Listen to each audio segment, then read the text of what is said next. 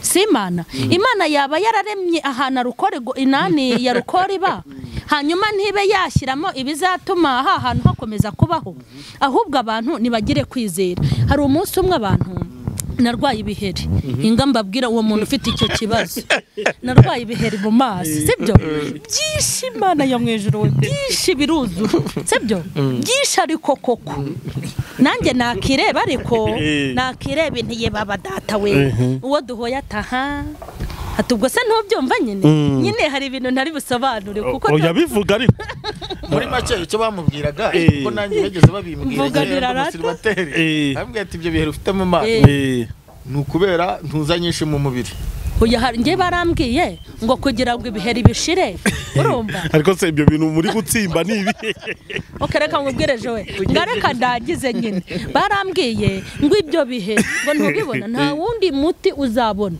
hari n'umuntu nibuka ndabyibuka tukitangira ikiruhura wiyahuye kubera ko yasambanye ariyahura nyine yari umuririmbyi uzwi ari umuntu w'intangarugero aza kugwa mu byaha abantu barabimenya noneho baramukomera baranamutenga ese umuntu wananiwe n'inda ubwo yashobora n'icyubahiro no kuri nta nubwo ni nko kubura uko mugira ni nka mwana ukwaka ibyo kurya bitarashye ugapfa kukijaburira niko ababyeyi badakijwe bajya bavuga ngo reka mpe kukijaburira ngiye ntago ari Imana rwose ntizambwire ngo kubw'inda yanjye yananiye bamwandikiye inzoga nibyo nshaka kugeraho bamwandikiye inzoga yego inzoga arashaka mwiki arukoro ni kugira abeho nyine arashaka mwiki mu nzoga arukoro nyine kugira abeho arukoro noneho arukoro iba mu nzoga gusa nicyo banze nkurikire gatoya ariko dogiteri wamwandikiye kumwe inzoga ntabwo yuko n'imboga ibamo ariko yarebye mu budogiteri bwe abona arukoro yo mu nzoga yo mu mboga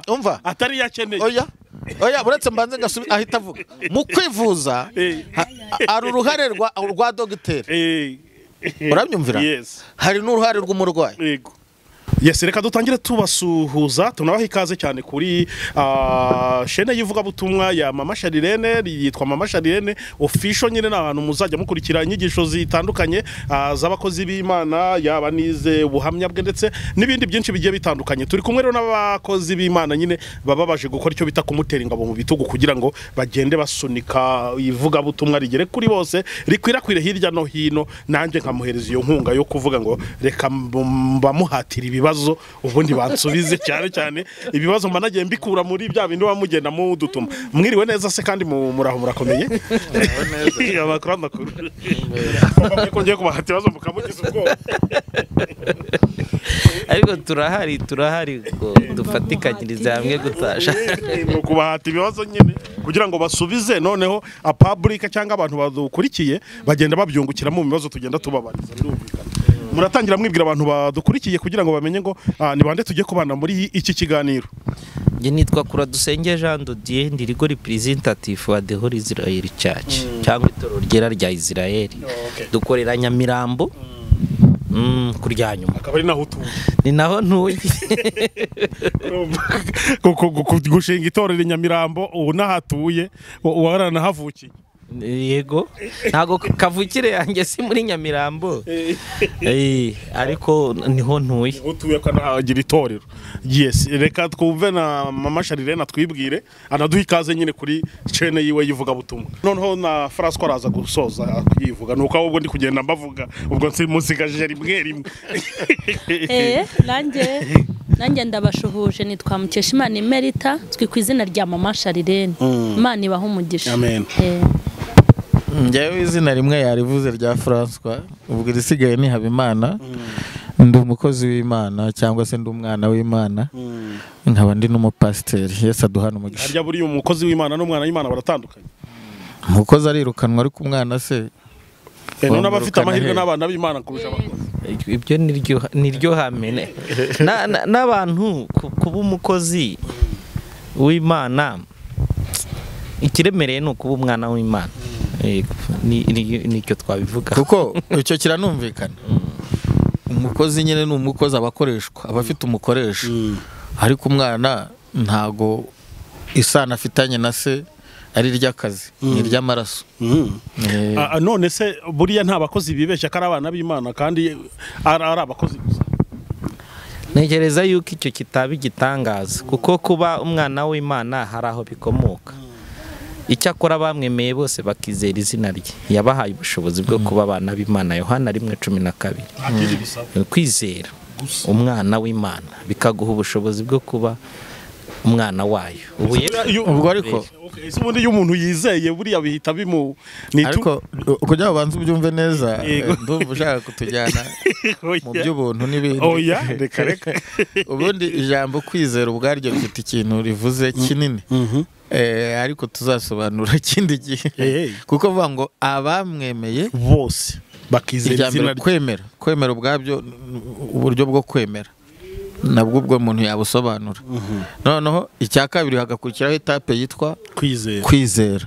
Nabamwemeye bakizera. Ni ukuvuga ko hari n'abamwemeye bategeze bizera, bemera Yesu ariko batamwizera. Noneho rero kugira ngo witwe umwana w'Imana nuko izo etape zombi uzinyuramo. Icya mbere kumwemera, icya kabiri ukizera izina rye. Ese kwizera izina rya Yesu ni iki? Nibyo rero nabyo twadevelop ikindi gihe. Noneho bishatse kuvuga ko nta mukozi w'Imana uzajya mu ijuru, ahubwo mu ijuru azajya abana b'Imana. Ushatse kuvuga yuko nta mukozi w'Imana uzajya mu ijuru?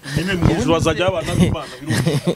Mu ijuru hazajya abana b'Imana, ariko mu bana b'Imana harimo n'abakozi bayo. Ariko wemera ko umuntu, nicyo nangiye kubaza, wemera ko umuntu nyine ashobora gukorera Imana ariko atari umwana w'Imana? Birashoboka cyane. Amashari rero ndabona ashaka kugira icyo abivugaho.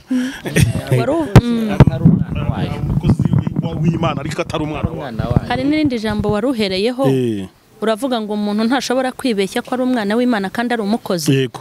Nk'uko umuntu adashobora kwibagirwa ko ari umusore, undi ntibagirwa. Nta muntu ushobora kuvuga ngo se ubu ndi umusore cyangwa ndi umukobwa. Ni nako umuntu adashobora kwibeshya ko ari umwana w'Imana. Ni ibintu bikorana mu muntu burya buri wese ariyizi. Naho umuntu atabisohora mu kanwa, ariko burya umutima ntushobora kubura kuba wakwereka amahitamo y'icyo. None se mama Sharirere, umwana w'Imana arangwa n'iki? Nyine kuvuga umuntu kugira ngo amenye ko ari umwana w'Imana. Wenda hari abantu baba bagikizwa vuba, bakibizamo vuba, bareba ikiganiro nk'iki giki bakumva bagize nk'ikibazo cy'amatsiko, akavuga ngo ni gute umuntu yamenya ko ari umwana w'Imana? Wamusubiza ngo iki? Ukuntu namusubiza, burya ifurisa na se, sibyo? Ifurisa na se, kandi burya amaraso arakurura. Umuntu kuvuga ngo yabibwirwa n'iki ko ari umwana w'Imana? Iyo wabaye umwana w'Imana urabyibwira. Kubera yuko ukora nk'ibyo. Buriya uzarebe, hari umwana uvuka ku babyeyi ugasanga yafashe imico yabo, sibyo? Hari ibikorwa rero n'imirimo, urumva, hari ibikorwa n'imirimo bitwereka ko twabyawe n'Imana koko. Kubera imiterere y'Imana, ntabwo Imana yaba ari imbabazi cyangwa ari urukundo cyangwa yaba ari nk'irisito hanyuma ngo ibyari birara n'ibihararumbu. Uko biri kose rero ntukavuga ngo umwana muto mu gakiza. Hari ibintu byikora bikikora. Iyo umuntu ari umwana w'Imana, nta muntu wajya kwikubwira ngo uri umwana wowe ubwawe ku giti cyawe. Urabyimenyera, unabyiyumvamo kubyarwa n'Imana. Reka Jado akunganire ubundi tubivaho tujye ku bindi. Gusa Bibiliya ibasha kugira ibyo ibasha gusobanura ikikugira umwana w'Imana. Hari imvugo François yari amaze gukoresha igendanye no kwizera, ariko wabanje kwemera, kuko abantu babasha kwemera nyine ariko ntibizere. Icyo wizera ni iki? Icyo kintu ubasha kwizera. Kristo, uku kuba umwana w'Imana, ni Kristo uza akaba muri wowe. Yohana we yaravuze ngo ufite uwo mwana niwe ufite ubugingo, ubasha kubimenya. Kandi uwo mwana w'Imana yakwinjiyemo agira manifestation ko umugore abasha gutwita hakaboneka change y'ubuzima. Niko ufite n'uwo mwana hagiramo impinduka. Hari impinduka zizanwa n'uwo mwana w'Imana. Hari ibintu bimwe bimwe atangira kukurimita, akakubwira ngo ibi bikore cyangwa ibintu bikore. Sometimes tunabisange wanabisoma muri Bible, kuko uri umwana, uwo mwana gutegeka. Iyo umugore yatwite uzacunge nawe mu minsi yashize uwawe niko byagenze. Wabonye hatangira kubaho impinduka y'ubuzima. Ushobora kubona ari kure karama aho abandi bari kurya ubunyobwa, we akarya ivu. Abandi bari kurya wakarya amakara. Uwakundaga umureti yawumvaga akirukana, wakundaga ifiriti ntago aba ari we umurimo arakudayirekitinga. Ni cy'ingenzi ko abantu babimenya yuko twizera uyu mwana w'Imana akaza akaba muri we. Yohana 6 guhera kuri 50 ngo waraza uko ari muri se nawe nikaza akaba muri wowe ugasigara ubaho ku bwa Kristo, ntaba ari wowe uriho ukaba uriho ku bwa Kristo. So rero uyarakuyobora uyarakugayidinga, kandi nibyo waruvuze ngo mbasha gushyigikira kuri mama Sharirene yarari kuvuga.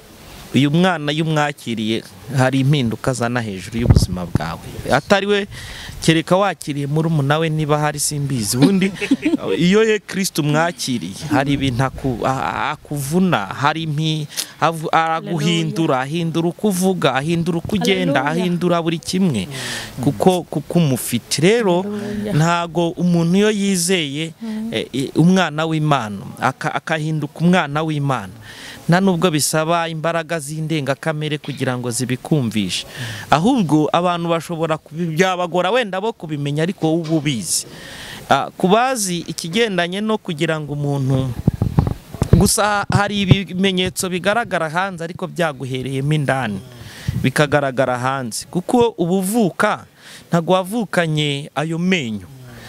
Abahanga bavuga ngo haba harimo dezeni, wakegera hejuru zigahinduka dizeni, amenya agasohoka, ariko ntabwo wavukana. Iyo umwakiriye hari ibintu agenda asohora bikagaragara mu maso y'abantu, bikagaragaza yuko wamwakiriye.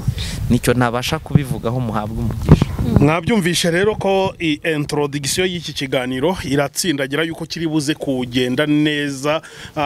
Ijambo ry'Imana ravuga ngo urufatiro rw'Imana ruracyariho kandi rwanditsweho ngo Uwiteka azabe. Hakaba n'irindi ariko rivuga ngo ese imfatiro zisenywe uwo mwana w'Imana twatangiye tuvuga cyangwa umukiranutsi w'Imana yakora iki? Ngira ngo ibyo ni byo tugiye kuganiraho. Imfatiro mu gihe zaramuka zisenywe umukiranutsi yakora iki abantu b'Imana? Yego, reka dore kwa mama Sharirene, ndabona ari ufite mikrofone hafi, ubundi tuze tuganira rero nanababaza ibibazo nateguye kuri iyo topic. Yego, uravuze ngo ifatiro zisenyutse z'umukiranutsi. Ubwo ni nkaho ari ukuvuga ngo ibyo yari yegamiye bihirimye, ibyo yari yishingikirijeho. Yego, reka turebe iri jambo ry'Imana hano mu gitabo hano mu Baheburayo mu bice byaho 10 ku murongo wa 37. Duhere kuri 38 ngo ariko umukiranutsi wanjye azabeshwaho no kwizera, nyamara nasubira inyuma umutima wanjye ntuzamwishimira. Yego, ndumva nagira kuko imfatiro twagiye tuzibona zidusenyukiraho. Ariko wakora iki? Rwahirimye, aho wakuraga ibirayi hatakibonetse, aho wakuraga ibitwenge ubihaburiye hakaza amarira, aho wakuraga ubuzima hahagaze. Ni imfatiro kandi koko kuko burya ifatiro z'umuntu zishingiye ku cyo yiringiye. Hari umuntu ushobora kwiringira fiance akaba ari urufatiro rw'uko azamubera umugabo, rwasenyuka rero akamukatira, siko bajya babyita, akamukatira. Ni iki umuntu yakora zasenyutse? Iri jambo tumaze gusoma hano muri uru rwandiko rw'Abaheburayo mu bice 10 murongo wa 38 ngo ariko umukiranutsi wanjye azabeshwaho no kwizera. Buriya rero ikosa abantu bakunda kugira ni ukwegamira ifatiro batazi ko zizahirimo. Yego, ukwiye kwegamira urufatiro nibyo, ariko ugatumbira ukizera wagushyize kuri urwo rufatiro. Abantu bagira amakosa bakumva yuko kuba barizi ari ubwenge bari bafite, kandi buryo urebye ni ukuri nta muntu ujya uvukana ubwenge wenda ngo avuge ngo ni mama we wamuteye urushinge akivuka mutera urushinge rw'ubwenge. Uko biri kose hari ibintu Imana igena nta muntu ifashije. Iyo umuntu rero agize n'ubwenge aba agomba gushimira Imana ko ubwo bwenge ariyo yagize yagize gute yabumuhaye ibufitemo uruhare. Niyo umuntu abonye akazi, hari igihe umuntu abona akazi agahita avuga ati diplome yanjye nyine yarabahaga nta kuntu rwose kabisa ntari kukabona. Hari n'igihe avuga ati ubundi data wacu ni data wacu niko avuga data wacu nyine yari kibamba hariya niyo mpamvu nakabonye. Ugasanga abantu rero ibintu begamiye nibyo begamiye byonyine, ariko wegamiye urufatiro hanyuma ukajya utumbira na kirisitu ko ari we wagushyize kuri urwo rufatiro, ntabwo ushobora gufatirwa kuri aba bantu bavuga ngo zisenyutse we yakomeza agatumbira kuwamushyize kuri rwa rufatiro. Okay, wowe mbese wowe igisubizo cyane kwa ngo imfatiro zisenyutse watumbira wagushyize kuri urwo rufatiro, ni yagushyize kuri urwo rufatiro. Uwo ni mama Charlene. Reka twumve Pastor François uko nawe yavuga ngo imfatiro zisenyutse umukirisito w'Imana yakora iki, yakwitwara gute? Hari ijambo mama Charlene asomye, ariko n'ikibazo mbibutse ko kiri muri Zaburi ya 11 umurongo wa 3. Icyo kibazo bajije ni Dawidi wabyibazaga. Dawidi kandi yabyibajije bitewe nuko hari ibyo yabonaga byasenyutse, hari ibintu byinshi yabonaga byahirimye. Yuhereye ku murongo waho wa mbere, reka badusomere Zaburi ya 11 duhere ku murongo wa mbere tugeze ku wa 3. 11 umurongo wa mbere kugeza ku wa 3, wumve amagambo abanza birakwereka ikibazo Dawidi yari afite n'icyatumye avuga iryo jambo rivuga ngo imfatiro zisenywe, umukiranutsi yakora iki. Zaburi ya 11 umurongo wa mbere haranditse ngo Uwiteka niwe mpungiraho, mubwira iki umutima, imubwira iki mu mutima wanjye muti hungira ku musozi wanyu nk'inyoni. Nk'uko abanyabyaha bafora umuheto batamikira umwambi mu rugi kugira ngo barasire mu mwijima abafite imitima itunganye, niba imfatiro zisenywe umukiranutsi yakora iki? Amen. Mu bigaragara uyu mugabo ari mu ntambara. Yego Dawidi. Urumva arimo aravuga ibintu by'imiheto, aravuga iby'imyambi, aramuvuga iby'abamubwira ngo nahungire ku musozi nk'inyoni, yari ari guhigwa. None ukuvuga mu by'ukuri ibyari imfatiro, ibyari ibyiringiro, ibyari ubuzima, ibyari bifashe ubuzima bwe byari byasenyutse. Nawe ahita yibaza iki kibazo, navuga ngo imfatiro zisenywe umukiranutsi yakora iki? Ndahamya ko muri twebwe nta muntu utaragira urufatiro rusenyuka. Zarashizwe noneho cyane cyane abantu babi Kigali, muri Kigali munsi y'urugo hatana hari wenda ngo bishingikirije ku nsina ihinze munsi y'urugo cyangwa ku mwumbati, uvuga uti ibyaye byose burya najya kureba nubwo waba utarera neza sinabura uko mbigenza. I Kigali hari igihe imfatiro zigusenyukiraho cyane, ukajya ubara amazu bikagucanga, ukabara inyenyeri bikagucanga, ukifuza no gusubira mu cyaro ukabona nabyo ntuzagerayo n'amaguru. Imfatiro zagusenyukiyeho. Ari igihe imfatiro zigusenyukiraho, urumva bukakwiriraho mu gihe abandi bwakeye wowe ukabona ni nijoro kabisa. Imfatiro zasenyutse. Iri jambo wancokoje mpita nibuka iminsi imfatiro zasenyukiyeho, zari zagusenyukiraho. Wenda ubiterambere rije ugafata telefone ukohereza abantu ama message ngo urebe ko hari n'uwakoherereza 1000, cyangwa iyo uhamagaye zose mugani w'abandi ngo ni nimero compose telefone zose ugasanga ntaziriho. Uzi guhura n'ikibazo, hari igihe zisenyuka imfatiro zo zasenyutse. Niyo waba uziranye nande uramutelefona akakohereza ka message ati ndi mu nama. Imfatiro zasenyutse ni igiki umukiranutsi yakora? Bimwe wabisubije na bene data babisubije mu gitabo cy'Abaheburayo 10:38. ngo umukiranutsi azabeshwaho no kugira gute no kwizera. Icya kabiri nk'uko havuze muri Timoteyo utanga introduction, ndumva ari Timoteyo wa mbere, Timoteyo wa kabiri bice 2:19 havuga ngo nyamara urufatiro ruracyagize gute ruracyariho rwanditseho ngo iki ngo Uwiteka azi abi. Amen. Amen. Imfatiro zasenyutse. Ntago igitekerezo cya mbere ari ugutekereza kwiyahura, kuko hari abo zisenyukiraho bakiyahura. Urufatiro rw'ubuzima bwe rwamuheshaga ibyishimo, akaba yari umusheri bakundana, aramwanze, urufatiro rurasenyutse, agahita ajya hehe ngo agahita ajya kwa makuza. Aho biyahurira ndumva muhazi. Niyo tutaba tuhazi twarahumbije mu makuru. Ni mu makuru twahumbiye. Tagira ngo hari wabigerageje muri twebwe. Noneho ubu ngubu umuntu asigaye akura akaza gatati nukomeza kumbabaza ndajya kwa makuza nutabikora.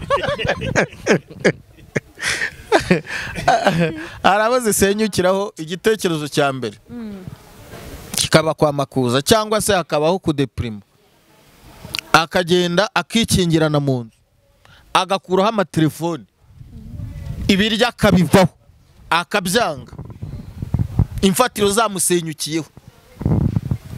Akenshi imfatiro mu gusenyuka kwazo zifata ahantu hagera muri hatatu. Ahambere zikora ku marangamutima, kuko hari igihe imfatiro zisenyuka ariko akenshi zigakomeretsa amarangamutima, nk'ibyo twavugaga by'umuntu wakundaga. Ukaba ufite ibiryo, ukaba uba ahantu heza, ariko kuko feelings, ibyiyumviro, umunezero aho waturukaga hasenyutse. Imfatiro zishobora gusenyuka ku buryo bw'umubiri. Umubiri ugusabye ibyo kurya urabibuza, umubiri urakwisubiye, urarwaye, urarembye, urwaye indwara bakubwiye ko ari indwara idakira. Ahubwo uvuze ku ndwara wenda reka mite nkubaza, ngira ngo nabagenzi bawe bari buze kukunganira, kandi ngira ngo nabyo n'isenyuka ry'imfatiro. Urarwaye, urarembye, ugiye kwa dogiteri cyangwa kwa muganga, dogiteri arakubwiye ati nta kindi kintu gishobora kukuvura, umubiri wawe ufite ikibazo cya alcohol nkeya, atugomba kunywa inzoga, akandi uri umukristo, imfatiro zirasenyutse. Icyo gihe uwo mukristo arakora iki? Ndakigusubiza, ariko reka nongere mvuge urufatiro rwa gatatu rushobora gusenyuka. Nari mvuze urw'umubiri. Urw'umubiri rwo rusenyuka mu buryo bwinshi. Indwara idakira, agisida iteye ubwoba, igice cy'umubiri urakibuze cyangwa se urakomeretse bikomeye, urwo ni urufatiro rusenywe ariko rwo mu buryo bw'umubiri. Hari rero n'abantu imfatiro zisenyukaho mu buryo bw'umwuka. Sinzi nimba mubizi ko n'imfatiro harugeze umusenyukiraho. Umuntu yari yizeye ko ari umushumbye cyangwa ari umufasha mu by'umwuka. Ibi ndabivuga kuko ari ibyo mperuka kumva, ari ibyo nakiriye. Byagenze ute? Ntago ndi buvuge neza kubera impamvu z'umutekano w'uwo muntu. Ntumuvuga izina. Abo yari yizeye ko aribo bamurera mu mwuka. Yego. Nibo bamusenye, nibo bamukomerekeje. Noneho ngo aza kumva turi kubwiriza kuri YouTube ibintu bijyanye n'ibikomere, ariko nabwo ngo ayifungura ntiyayifunguye ashaka kumva iby'Imana. Ngo kuko yari yarazinutswe urusengero, yari yarazinutswe n'icyitwa umukozi w'Imana. Muracyumva icyo kintu? Muzi ko hari abantu bazinutswe insengero, bazinukwa n'abitwa abakozi b'Imana, bazinukwa n'abantu bavuga ko basenga. Kubera iki? Imfatiro zasenyutse aho hantu. Ikibazo iyo imfatiro zisenyutse n'umuntu arasenyuka. Sinzi nimba mubyumva. Zirasenyuka, ariko nukuvuga wari wegamiye ku kintu, iyo gisenyutse nawe urasenyuka nyine uragwa. Kubera ko nicyo cyari kikubereye imfatiro. Noneho rero wambajije ngo umukiranutsi yakora iki? Reka tugere kuri iyo point y'umukiranutsi. Nicyo wambajije ndacyakibuka. Igisubizo cya mbere kivuga ko umukiranutsi ari ukwizera. Ariko se yizera iki? azabeshwaho no kwizera. Ariko hepfo Bibiliya yavuze ngo nasubira inyuma umutima wanjye ntuzagira gute uzamwishimira. Bisobanura kuba urufatiro rwasenyutse si impamvu yo kugwa, si impamvu yo kuva ku Mana, si impamvu yo kureka gusenga, si impamvu ituma ureka kwizera. Kubera ko izasenyutse nizuzi, ariko hari izindi Imana yizi zikigukomeje. Yego, birumvikana. Kubera ko ibi bintu birabwirwa abazima, imfatiro zasenyutse. Ndagaruka kuri Yobu, Imana imutanga ikemera ko Satani amugerageza, ariko Imana ikavuga ngo icyo ntaguhaye ni ubugingo bwe. Nubwo imfatiro zijya zisenyuka, ariko hari igikomeye umuntu aba agisigaranye cyitwa ubuzima, cyitwa ubugingo. Amen. Mbibutse ko igishoro gikomeye mu buzima ni ubuzima nyine. Igishoro gikomeye ni ubuzima. Iyo ugihumeka ibintu biba bishoboka. Mbibutse ko imfatiro zijya zisenyuka umuntu yanakoze ibyaha, umuntu akavuga ati iri shyano Imana ntizongera kunyumva, agahita bivamo. Hari n'umuntu nibuka, ndabyibuka tukitangira ikiruhura, wiyahuye kubera ko yasambanye. Ariyahura. Nyine yari umuririmbyi uzwi, ari umuntu w'intangarugero, aza kugwa mu byaha, abantu barabimenya, noneho baramukomera, baranamutenga, mbega byinshi, ahitamo kujya kwiyahura. Hari uyahuye arapfa, hari n'undi utarapfuye ariko simuvuze, kuko ni n'ibintu byasohotse mu binyamakuru, izo nkuru murazizi. Bisobanura ko no mu buryo bw'umwuka tugira imfatiro zishobora gusenyuka. Wakoraga umurimo w'Imana, abantu bari bakuzi neza, urangije. Niyo mpamvu mujya mubona kenshi iyo abantu bahagurukiye umuntu, kabone naho ibyo baba bamuvuga ari ukuri cyangwa se atari ukuri, nirinda kubijyamo, kuko hari igihe mba ndi gusenya, ndi gufasha abantu gusenya. Hari igihe abantu basenya umuntu mu buryo bw'umwuka, bakamwandagaza, bakamuhindura iciro ry'imigani, kugeza ubwo umuntu yumva atagishaka kujya mu bantu, kuva ubwo umuntu yumva yakihisha. Ngira ngo murabizi ibyo bintu. Ndimo ndasesengura, sinzi nimba nizimbye mu magambo. Oya, ntacyo. Ariko ndimo ndasobanura uburyo abantu basenya umuntu no mu buryo bw'umwuka, yakoteye umwuka. Kugeza ubwo umuntu, njyewe Jose Impasteur, yashatse kwiyahura, abantu baramugambaniye, bamutega umugore. Bamaze kumutega umugore, ahantu nyine yari yagiye gukorera ibyo byaha, ntiyamusimbuka, baramumuteze ntiyamusimbuka, yararunereye. N'abantu bashakaga gusenya uyu muntu, bamutega umugore, ntiyawusimbuka uwo mutego, urwo rukiramende ararunera. Umugore w'inzobe, simbizi nimba yari inzobe cyangwa igikara. Icyo nzi nuko yari umugore. Icyo nzi cyo nuko yari umugore, kandi icyo nzi cyo nuko umupasiteri yarunereye. Ariko abantu bagushyira urukiramende imbere. Bibiliya iravuga ngo bigusha ntibizabura kugira gute kuza, ariko hagowe ubizana. Mitego ntituzabura guhura nayo, ariko hari ijambo rinezeza, ariho dukeneye imbaraga nyinshi, rivuga ngo utega umutego ikiguruka kiwureba. Imana iduha amaso yo kureba, kandi duha amababa agira gute aguruka, kuko ushobora kuba ufite amababa ariko utareba. Ngo utega umutego ikiguruka kiwureba, abayikoza ubusa. Urarebye uhita uguruka, urukiramende baguteze, umutego baguteze ntukigufasha. Amen. Subiza cya kindi. Icyo rero nshaka gusubiza, azabeshwaho no kwizera. Azizera iki? Twizera iki jado? Kwizera iki? Kuko uko kwizera, hari umuntu utazi kwizera iki ari cyo.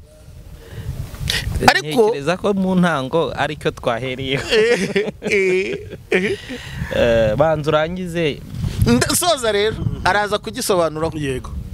Kuko hari umuntu wambwiye ngo ariko ubundi kwizera ni iki kandi amaze imyaka mu gakiza ngo ni ukuvuga ngo nimba narakiriye Yesu byararangiye kwizera ni ukumenya udashidikanya ngo icyo mpfa ari wambwiye ngo icyo mpfa ngo nuko nizeye Yesu ngo kandi yambabariye ngo ibyo birahagije ubwo kwizera nabyo turabisesengura iri jambo rero rivuga ngo nyamara naryo rikwiye kuguhumuriza dore cyambere wizera nyamara urufatiro rw'Imana nubwo imfatiro zindi zasenywe ariko hari urusigaye Imana ishimwe nubwo inshuti zakwanze nubwo abantu bakuvuyeho nubwo uri mu ntambara nubwo uri mu bigeragezo ariko hari urundi rufatiro rw'Imana rutari urw'abantu rutazwi n'abantu ariko Bibiliya ivuga ngo nzabacira akanzu hariho akanzu ko kugira gute ko kubisohokamo akanzu ni akaryango kaba mu gikari kazwi na ba nyir'urugo ntabwo abantu bose bakabona akanzu gatandukanye n'irembo abashyitsi binjirira mu irembo abakuvuyeho binjiriye mu irembo abakurwanyije binjiriye mu irembo ariko inyuma hari akanzu aleluya amen Imana iguciramo ukagasohokamo kari muri rwa rufatiro rw'Imana rero kandi urwo rufatiro rwanditseho amazina y'abakiranutsi Imana ishimwe amen ntabwo aba ari umuntu we rwanditseho amazina y'iki y'abakiranutsi rwanditseho ngo Uwiteka azabe abube banditse kuri urwo rufatiro aribyo Jado yavuze kare dutangira nituguma muri we turi muri we n'amagambo ye akaguma muri twe niko umuririmbyi yavuze ngo mpamya yuko izina ryanjye riri ku mutima ubwo mvugira nta mwanzi wamunyirukanaho ndumva nagarukiraho ariko ubwo mvugira reka Jado ahere kuri cya kibazo rero narimbajije ariko uretse tutari wagera aho ngaho kuko nacyo turaza kukivugaho ubwo nta kivugeho nacyo reka nacyo nyivuga urambajije ngo harya urumogi nakubajije umuntu ni umukirisitu yarwaye yararembye agiye kwa muganga kwa dogiteri barabonanye dogiteri aramubwira ati rero nta kindi kibazo mu bibazo ufite bikomeye cyane mu mubiri ni manque d'alcool ubuzemo alcool none biragusaba kunywa ibi binyobwa ibi nibi mu binyobwa abwiwa kunywa harimo ibisindisha kandi mu myizerere ye yemera ko kunywa inzoga cyangwa kunywa ibisindisha ari icyaha uwo mukirisito izo mfatiro ko zisenyutse arakora icyo aritwara cyangwa nyiraho Bibiliya Yeremiya 29 nkiri ku mfatiro zasenywe mu kiranutsi akabeshwaho no kwizera 29 sibyo murongo wa 10 avuga ngo nzi ibyo nibwira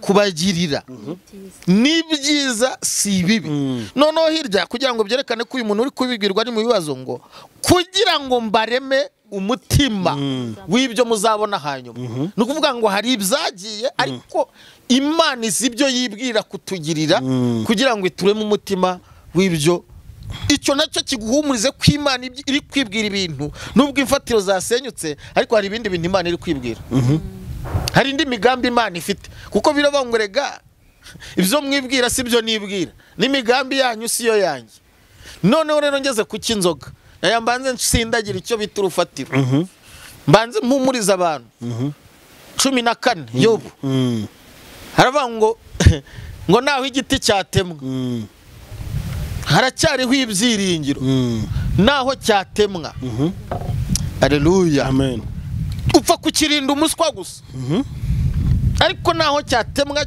Imana ikakinyuzamwe amazi ngo iyo cyumvisha amazi iyo cyumvisha imvura iyo Imana igushije imvura aleluya amen kirongera kikagira gute kigashibuka ndagira ngo nkubwire mwene data nubwo imfatiro zasenyutse Imana izongera ikunyuze mu imvura kandi uzashibuka bishatse kuvuga iki bihuriye n'icyo kibazo nyine buretse ndagira ngo nsasire ibyo ngiye kuvuga okay ndagira nsasire mbanze nsindagira ikintu bita imfatiro zasenyutse ariko haracyari urundi rufatiro okay ruracyahari nizo abantu zasenyutse rega umva uko Bibiliya bivuga iby'inzoga umva icyo Bibiliya ivuga ku nzoga ndumva ari mu migani avuga ngo urwo rushunda ndushye mu ruhu ugiye gupfa urushunga ndushye mu ruhu ugiye gupfa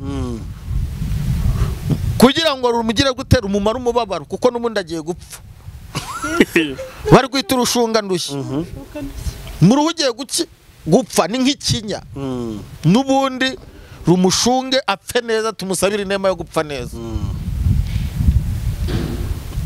muganga kwandikiye inzoga yego arabona alcohol ni nkeya mu mubiri ariko se ubundi alcohol iba hehe icyo nicyo cyambere iba mu nzoga gusa imboga turya zirimwe alcohol oya niyo ariko niyo muganga yakwandikiye oya banza nkurikire urumva ntago muganga yandika inzoga umuntu wantumye kukibaza banza nkurikire sibyo bamwandikiye inzoga yego kuba utanzaniye iyo ntuza birambabaje inki iyo gitanse nimba ari gitanse ordonnance bamwandikiye inzoga nibyo nshaka kugeraho bamwandikiye inzoga yego inzoga arashaka mwiki alcohol ni kugira abeho nyine arashaka mwiki mu nzoga alcohol nyine kugira abeho alcohol noneho alcohol iba mu nzoga gusa nicyo banza nkurikire gatoya ariko dogiteri wamwandikiye kumwe inzoga ntabwo yo ko n'imboga ibamo ariko yarebye mu budogiteri bwe abona alcohol yo mu nzoga yo mu mboga atari yakeneye oya buretse mbanze ngasubi ahita avuga mu kwivuza ari uruhare rwa dogiteri urabyumvira hari n'uruhare rw'umurwayi yego nje ntabwo mvura uko ushaka kose kuko none okay wenda none mbanze ngusubiza reka presi ku kibazo wenda kugira ngo jadaraza kukumva none nkubwire ni nyine nanjye nibyo ndi kuvuga nyine ndashaka kugusubiza banza unyumve mubwira icyo akora ucyo utsindagira inzoga ndashaka kuvuga alcohol turuka he nta bundi buryo bakuvura ukabona alcohol utanywa inzoga nyine burahana ariko dogiteri yanditse inzoga nyine nibyo nshaka kukubwira ushaka kumubwira ati myizerere yanjye okay ntiyemera inzoga ariko muganga dogita mu cyubahiro cyawe nta bundi buryo iyi alcohol unyandikiye yaboneka akakuba ntabwo ariko rero hari n'ikindi kuki utekereza ko ntabwo hari n'ikindi Joel ubundi urinda ujya guhangana na muganga nimba kwandikiye umuti tubifate nkaho noneho kwandikiye umuti wa miliyoni utayitunze ubwo wabigenza gute ukanaguza ukayibura nyine ngewe ndashaka kugusubiza ukanayabura ukabura n'ukuguriza ukaba n'umuterankunga wabigenza gute se narwo ni urufatiro rwagize gute rwasenyutse turarushyira mu mfatiro zasenyutse umukiranutsi yabigenza gute none se mbabwire ko ni Imana itanga ibirayi Imana si dogiteri ku buryo itavura none se abaganga ko bakubwira ngo genda ntuteze kubyara ntabwo Imana itanga abana ubundi si yarukora igushira mu mubiri aho ijyaho nibo baharemye si Imana yaba yararemye ahantu arukorego inani ya rukoriba hanyuma ntibe yashyiramo ibizatuma aha hantu hakomeza kubaho ahubwo abantu nibagire kwizera hari umunsi umwe abantu narwaye ibiheri ingamba mbabwira uwo muntu ufite icyo kibazo narwaye ibiheri mu maso sibyo byinshi Imana yo mu ijuru byinshi biruzu sibyo byinshi ariko koko nanjye nakireba ariko nakireba ntiye baba data we uwo duhoye ataha atubwo se ntubyumva nyine hari ibintu ntari busobanure kuko oya bivuga ariko muri make icyo bamubwiraga kuko nanjye bageze babimbwira bateri bambwiye ati ibyo biheri ufite mu maso ni ukubera ntuzanyishe mu mubiri oya nge barambwiye ngo kugira ngo ibiheri bishire urumva ariko se ibyo bintu muri gutsimba nibi okereka ngubwire Joel ngareka ndagize nyine barambwiye ngo ibyo bihe ngo ntubibona nta wundi muti uzabona ngo mva ko murokore wigenje ariko si ukukubeshya naragendaga mu mavuta yanjye sanzwe nisiga nkajya ngenda mbisengera urabona agapoka nge kataragarutse kuki satasenga Imana uwo muti nimba ari inzoga Imana ikamwihera umuti okay reka twumve reka jado mugereho muhereze mikrofone mwe kuko indi ndayimuhatisha ibibazo nicyaheraho oya araho se mpera hera urumva okay ntacyo hera ushaka nta kibazo kugira bibe byiza kamere kwiyongera kuko uretse mwumvishe example ya mama Charles itandukanye n'iya cya kindi wigeze uvuga cy'inzoga rero munyemerere ngewe nze guhera wenda katuheraho ngaho ntacyo bitwaye ni cy'ingenzi yuko ndahera kuri icyo kintu uvuze kigendanye n'inzoga umuhanuzi umwe ni Yeremiya yaherutse kwicaza famiye ya bene Rekaba binjiza mu nzu arababwira ngo rero ndagira ngo mbabwire yuko mugomba gufata icupa buri wese akanywa amuhereza igikombe ngo nanywe baramubwira ngo turakurahira yuko twebwe mu muryango w'iwacu icyaba cyose turemererwa ariko twe nta muntu muri twuzigera anywa inzoga Yeremiya icyo yaje gukora nyuma yaho yarongeye aruzuzwa abaha amasezerano akomeye kuko bahagaze ku isezerano. So niki nshatse kugira ngo mvuga aho ngaho, numvishe bamwe bajya hirya no hino. Nawe Joel ushobora kuba wahaguruka ukajya mu bihugu bya kure, madamu kamusiga ino, ukagira ikibazo gishobora gutuma muganga akubwira ngo wiyeranje nta yindi solution, ushake madamu kandi uzi ko umugore wawe adahari, wamusize mu Rwanda. Rero abantu babyumve muri buno buryo. Kugeza kuri uyu munsi ngewe ndi bubivuge mu buhe buryo ka Bibiliya yaravuze ngo ushaka kurengera ubugingo bw'azabubura, utabwitaho kubw'umwami ni uzaburonka. Mu magambo make aho bumvemo igisubizo, si amakuru yanjye, ni Bibiliya bivuga. Ushatse kurengera ubugingo bwawe urabubura, utabwitaye kubw'umwami ni ububona. Icya kabiri, uko gupfa Kristo hari ijambo rikomeye yigeze avuga, aravuga ngo icyoroshye bitewe nuko yizere, icyoroshye ubundi uwivuye se ukoze bya bindi ntago mu gitondo wakora bw'agisida ugapfa. Ngewe ntago ndi bugiye kuvuga ngo mbese ngo mburane na muganga ngo kuko yagize gutse. It depends on na capacity cyangwa n'ubushobozi n'igipimo ufitemo Imana. Igipimo ufitemo Imana, ariko Bibiliya yarongera avuga ngo ufite kwizera kwe akwigumanire kwe kukubera umutwaro uremereshereze bagenzi bawe. Kuri ngewe uri kuvuga, ngewe nkunze kuvuga, ntago njya ngira umushinga wo kuvuga ngo ndaguhindura ngewe, ahubwo nguhindura wowe mwiza. Kuri ngewe uri kuvuga, ngewe mvuga nkanjye nkongera nkavuga nkamenya yuko ibyo ndi kukubwira byakubera impamvu yo guhinduka ariko bitaguhindura. Nibyo kukubera impamvu yo guhinduka, ubishatse wahinduka, nubwo tuba turi kugira gutya ni kumubera impamvu yo guhinduka, si bimuhindura. Ibyo byo tubizirikane. Nshatse kuvuga iki kuri kote yanjye uyu munsi ndi kuvugana nawe, sinigeze nk'inzoga ngo nanayicire. Urayimiraga? Sinigeze nanayinywa nibuza ngo nicire. Kuva naciye ubwenge navukiye kwa pastor. Wakirijwe mu nda. Wavutse ukijijwe. Sinzi papa atari umupasiteri. Kuko ategezanywa. Nkange rero nuza kumbwira ngo muganga yayikwandikiye. Ariko nyenegeze ndyo urukoma bya bindi biva mu rwago. Papa icyo jya mvutagura ibikoni byinshi nabyibutse. Ubwo nayo nshatse kuvuga mu mibereho yanjye sinigeze inywa inzoga.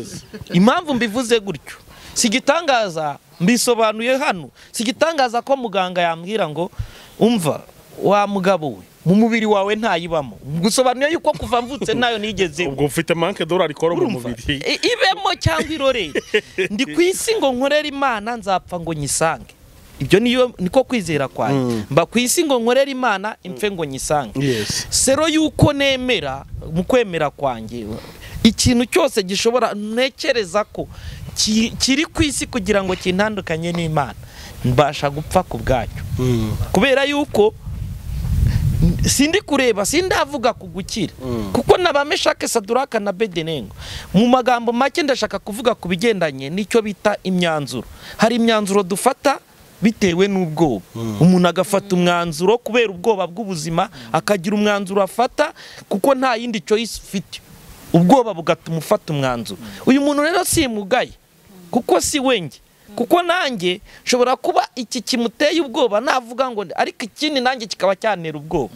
Hari imyanzuro umuntu afata bitewe n'ubwoba, hari n'imyanzuro ufata bitewe na rubanda nyamwinshi, kuko isi majorite niyibara. Noneho wabona twese twemeye ikintu warangiza ukayoboka. Hari imyanzuro dufatishwa n'ubwoba, hari n'imyanzuro dufata yacu ku giti cyacu. Niyo nari nshatse kuvugaho, iyo myanzuro y'umuntu ku giti cye itari genero, itari rusange. Nge niyo ndi kuvugaho. Nge ku giti cyanjye nemera yuko ibintu bishobora kuba byantandukanya n'umwami wanjye. Mbasha kuba nagenda kandi wasuzugura dogiteri. Ye data wa twese uri mu ijuru, dogiteri ubuzima mfite ntabwo ufite intervention abasha kunyongerera igihe cyo kuba hose. Imana yo ku buryo itabyongera. Bibiliya irambwira ngo iminsi yo kubaho kwanjye itabuzeho n'umwe ubu yanditswe mu gitabo, sinzi icyo nzazira. N'ubundi ashobora kumvura none mu gitondo nkanapfa, kandi sinazire ya ndwara nkazira ikindi. None se niba nzi yuko nzapfa, ndi kuvuga kuri kwa kote ko kwemera, ariko iyo tuvuga gutya ni ukugira ngo nkumenyeshe ukwanye ni ubishaka kukubera impamvu yo guhinduka. Iyo utabishatse urabireka. None se nkuko mama Sharirene yigeze abivuga, ari gutanga ubuhamya kuko igitumye azanye iki kintu akakigira ubuhamya, yabonye poye yarahindutse, kandi hinduka ibyo bamushakagaho bitabaye. Buri iyo biza kubura urugero abarumize abarucecetse yakize nta na biza atanze.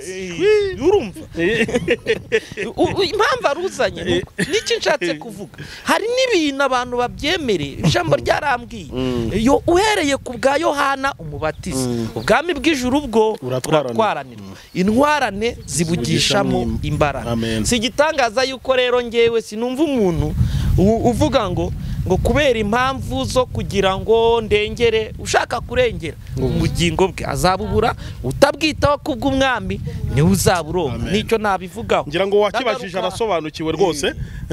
Nubwo utavuga ngo arasobanukiwe, ibi tuvuze nge sinzamubureminga yayinyweye, kuko ni uri bufate choice. Wenda agifite ijambo mwene data mutumye iki kintu cy'inzoga, umuntu yarambajije ati ariko se na Paulo twemera, yaravuze ati abwira Timoteyo ati inda ye yari umurwayi unywa ku kayoga, ngo aramubwira ngo kubw'inda yakunaniye ngo ujye usomaho gake. Ati none mwagiye mundeka nanjye ngasomaho gake. Inda yaramunaniye ngo kubw'uburwayi bwawe ngo ujye usomaho gake. Ndumva na Pastor François agarutse kuri ya point, ubwo sinzi nari nzi yuko ahubwo ugiye kumushyigikira.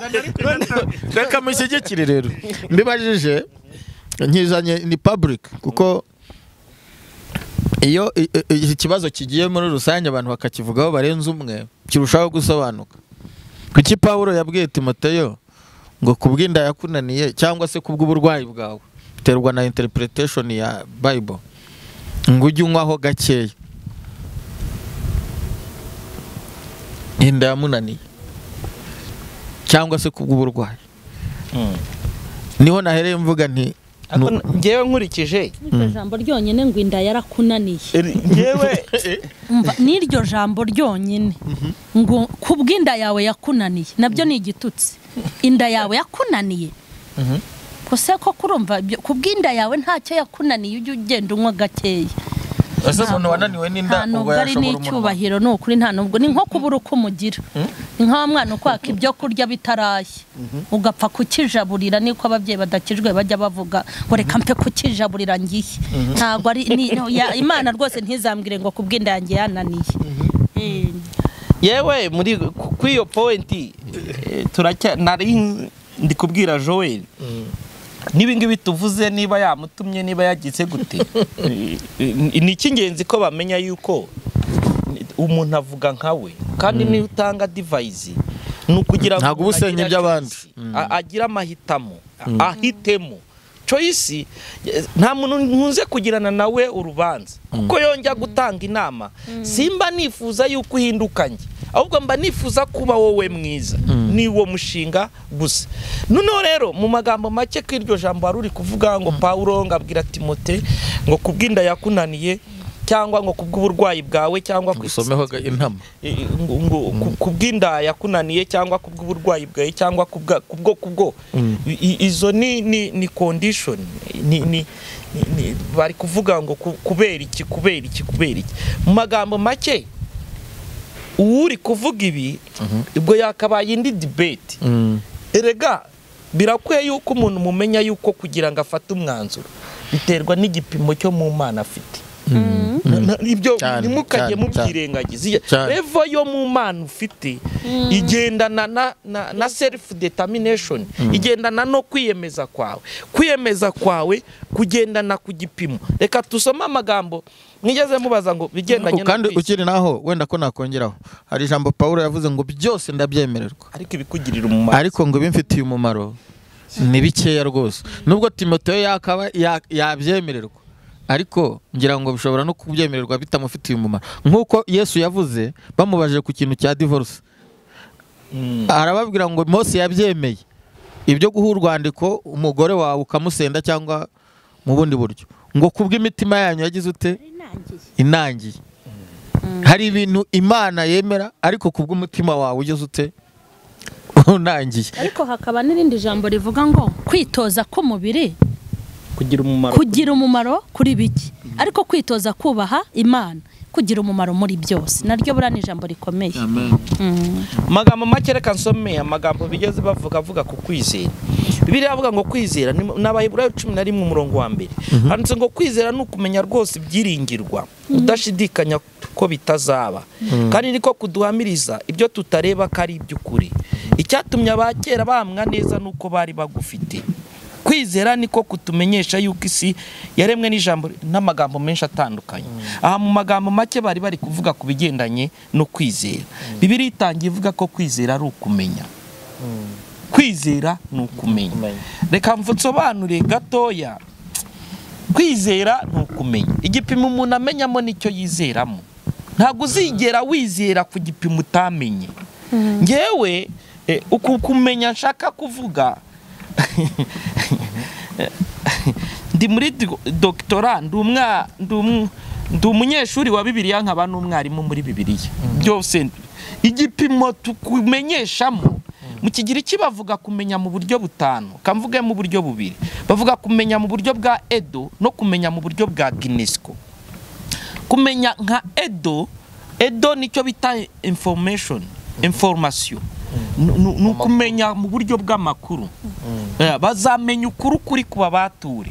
Uku kumenya nukumenya aha Kristo yari ari kuvuga, nukumenya bigendanye n'amakuru uzabasha kumenya. Ariko hari ukumenya kwa Petero yavuze iki? Yaravuze ngo niba mwarasogongeye mukamenya. Nukuvuga ngo hari ukumenya gushingiye ku gusogongera. Nukuvuga ngo kukumva. Reka wenda uko kumenya kushingiye kukumva no kugusogongera nukumenya ko bita uburyo bwa Ginesco. Nukuvuga ngo uku kwizera uku kumenya mvuze wenda mu buryo bubiri bwose siko nabubabwira ni Edo na information. Uzamenya ukuri ubatuke. Uku nukumenya gushingiye ku makuru. Hari no kumenya kwa Petero, niba mwarasogongeye mukamenya. Uyu Yesu Kristo turi kuvuga hari itandukaniro ry'umuntu wamumenye mu buryo bw'amakuru, hari n'uwamumenye mu buryo bw'umusogongero. Abantu mubashe gutandukanya ibyo bintu. Uwamumenya asogongeye n'uwamumenye amwumvishe. Twebwe mu gihe cyacu twakizwaga mu ikizwa ryacu ba papa berekanaga amafilime ku bitambaro igihe especially imbere ya genocide, bakayerekana ku bitambaro abantu bambona ibye bakarira barangiza kurira bagakizwa, tugahita abantu babatizwa. Hari ababwirizaga wamara kubwiriza, ariko hari umuntu wahuye na Yesu. Yesu barahura. Uwo Yesu nigeze mvuga. Hari itandukaniro ry'uku kumenya. Nuko wenda mu Kinyarwanda turi gusoma byose tugerageza kubyita ngo kumenya. Bibiliya yumva uko ivuze ngo kwizera ni ukumenya. Uku kumenya rero abantu nibamenye ko gutandukanye. Igipimo namenyemo Joeli nicyo mwizeramo. Niba mfashe mama Sharirene kuko duhuye vuba nkamuragiza iduka ryanjye, nkavuga ngo mama Sharirene ndagirira iri duka, niba nkimubona nkamuragiza iduka, mama Sharirene nampemukira, bazavuga ngo n'ubundi wari umwasama. Ubonye ishitamba ute n'urwari wambaye, ubonye umuntu agenda uhise umwegurira, ntiwamusogongeye, ntiwamumenye. Ariko niba ari François nabanye nawe mu nzu tukagira gute akampemukira, bazavuga ngo ariko François ntiyarakwiye kumuhemukira. Kanshatse kuvuga iki? Wenda reka nkoresha imvugizo ntago ari advertisement n'ubundi najemo.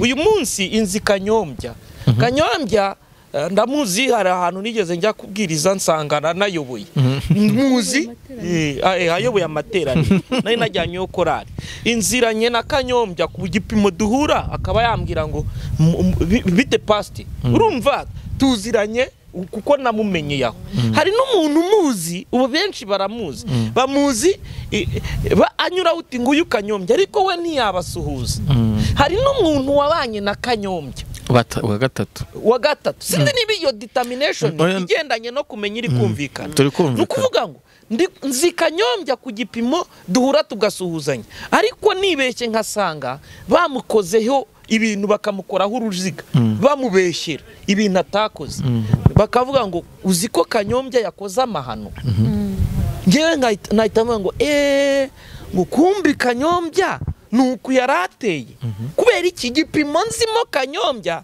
si kimuzi muri character kimuzi nko gusuhuzanya noneho hari nundi umuzi gutyo kandi uko kumenyana noneho we kumenya gutyo ntibahura ngo basuhuzanye bene uko kumenya ntacyo kumaze ariko hari umuzi ushobora gusanga bavuga ngo uyu yakoze aya mahana akavuga uti muramubeshyera kubera iki hari characters hari uburyo muzimo hari uburyo amusobanukiwe n'igipimo cyo kumenya iyi Mana mu byumve neza icyo Bibiliya ivuze kwizera n'ukumenya niyo mpamvu Bibiliya yavuze ngo niba ufite uko kwizera kwawe ukwihamanira kubera iki hari ikindi gipimo cyo kumenya kibasha kumbwira uti ngewe napfa kandi bimbabwiye niko kuri ariko uko kwizera kuraba ukwanjye n'ubu ngubu nindamuka nabonye impamvu zo kubaho kwanjye nashaka impamvu zo gupfa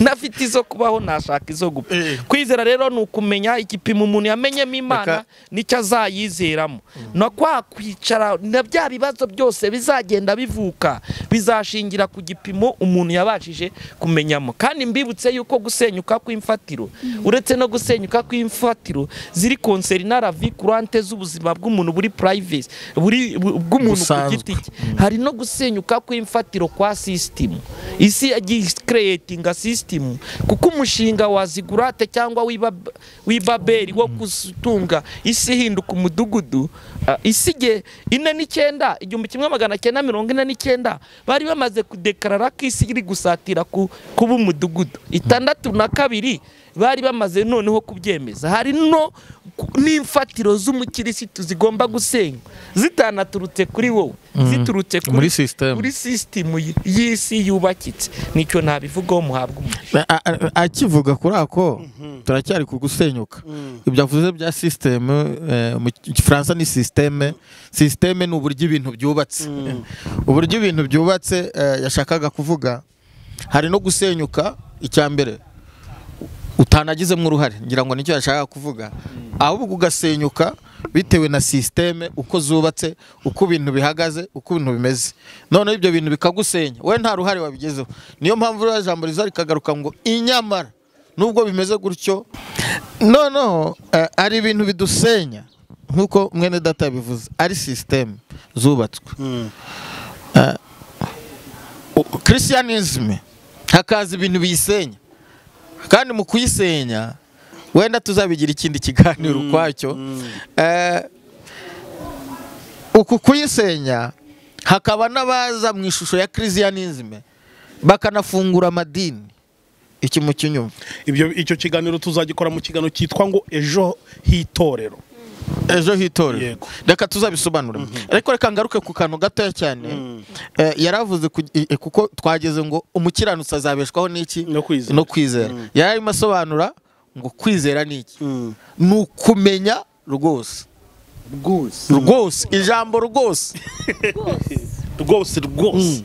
akiyongeraho ngo udashidikanya hari igihe umenya ikintu ariko ufite iki doubt in identity ukaba ufite gushidikanya kuri icyo urakiza ariko ntiwagisobanura bya gipimo cyo kumenya wavugaga hari ukumenya umuntu kuko wamubonye kuri televiziyo hari ukumenya umuntu kuko yaciye mu makuru bamuvuze ukuntu nawe ugendera mu kigare ko ari uko ameze bamuvuze gutyo uko uramumenya ati faraswa ati wa wundi bavuze mu makuru hari no kumenya kumwe kwa kabiri watubwiye ko umuntu mwahuye ariko ntimwatindana ushobora kuba mwarahuye ameze neza uwo munsi ukamumenye nk'umuntu umeze neza, cyangwa mwarahuye uwo munsi atabyutse neza ukamumenya nk'umuntu umeze nabi.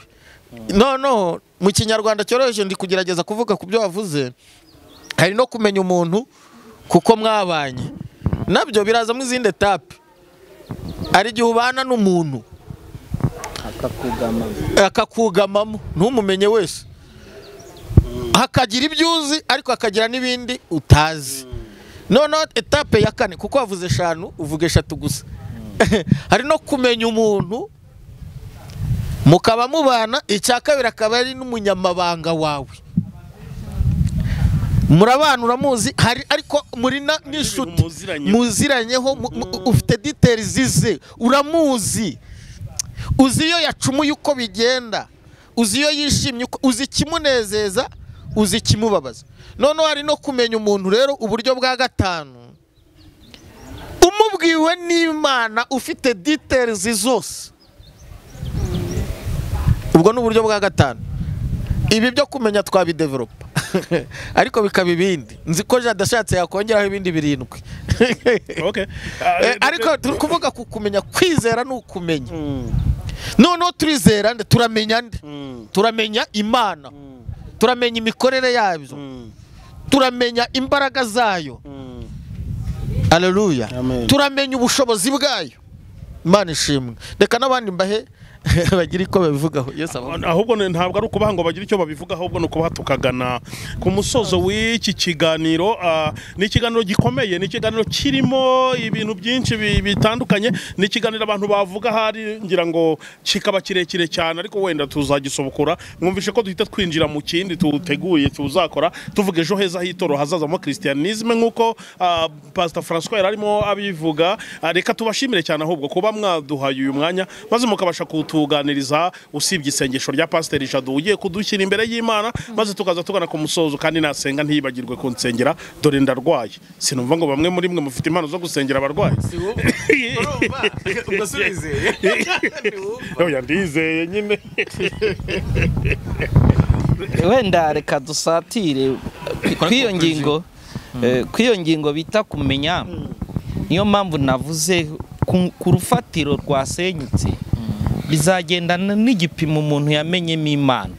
Nashatse kuvuga ko igipimo umenyamo umuntu nicyo umwiyeguriramo, nicyo umwizeramo. Igipimo wamenyemo Imana nicyo uzayizeramo. Igihe uzaba utarakigeraho, igihe uzaba utarakigeraho cyo kwiyegurira Imana, ngewe n'abungeri tujya tugira icyo kibazo, ugasanga igipimo umuntu yamenye mu Imana kiri gitoya, noneho we ugashaka kugira ngo ayegurire ibya bindi bavuga ngo ibyo ntunze ngo nanjye ubwanjye ngo ni iby'uwo mucunguzi, akaba ataragera ku iyo level, wowe ugashaka kugira ngo ayegurire ibye, agire gute? We wakegurira umuntu ibintu utaramenya, igipimo wamenyemo Isaka we ataramenya igipimo wamenyemo, igipimo wamenyemo nicyo wiyegurira mu Imana. Rero reka dusenge nk'uko mwari muri kumbwira, kandi kuva none ahangaha, ubwo nyuma yo kuba uba kuri uyu musozi umaze kumenya abakozi b'Imana bukuru ubu n'abapfunyika kwese umaze kutuvangura, ubugendo utuvangura. Ndabazi rwose, rutonde ndarufite. Ibyo aribyo byose tuboneyeho kwatura tuvuga ngo wakire gukira mu izina rya Yesu. Si kubw'imbaraga zacu, si kubw'iki, hari bimusanguzi tuvuze iri jambo ngo wakire gukira, Imana irariba inyuma, turavuga igaherekeza ijambo ryayo mu izina rya Yesu Kristo w'i Nazareti, kuko ari nta rindi zina n'ubundi Joel yahawe akwiye gukirizwamo ritari irya Yesu. Akira gukira mu izina rya Yesu. Noneho rero reka twubahe Isumba byose dusenge. Urugendo rwo mu ntara uyu munsi muri iyi minsi, yego uburusubitse banze usenge tumwe mucokoje, yego ubwo nta rusubike nyine ni kuwiteka Imana nyir'ingabo abishimye. Reka twubahe Isumba byose dusenge. Amen. Nyagora ku ngoma Imana ya Aburahamu na Isaka na Yakobo, witwa ndiho, witwa rubasha, uri Imana yacu bwite. Hari uko twakumenye, hari uko twagusobanukiwe. Iyi saha, uyu munota, turabangamira ubutware bwose bwa Satani. Twatangaga iri jambo rivuga ngo iyi mfatiro zasenywe, geza abantu ku gipimo cyo kukumenya kuruta imfatiro bishingikirijeho, kuruta ibyo barebaga. Bamenya yuko hejuru y'ibyo byose hari urufatiro we watanze, ari rwo kukumenya, ko n'ibyo twishingikirijeho niwe wabitanze. Nihaboneka impinduka mu izina rya Yesu Kristo. Urakoze kuri Imana ya hose na kure, mu izina rya Data wa twese n'iry'Umwana n'iry'Umwuka wera, amen. Muhabwe umugisha. Telefone yanjye ngendanwa ni 0788 25 58 74 88 25 58. Yes, reka François nabatubwiriza iza mamasharirene zo ziba ziri kuri chaîne ye. Abantu babyumve neza, kubambwiye Joel ngo nimba nuko binjemo atajya ngo nje kwamamaza ubuhanuzi. Oya ntacyo hogera. Ariko nimero yanjye ni 0788 54 87 70. Okay. Mwakoze cyane.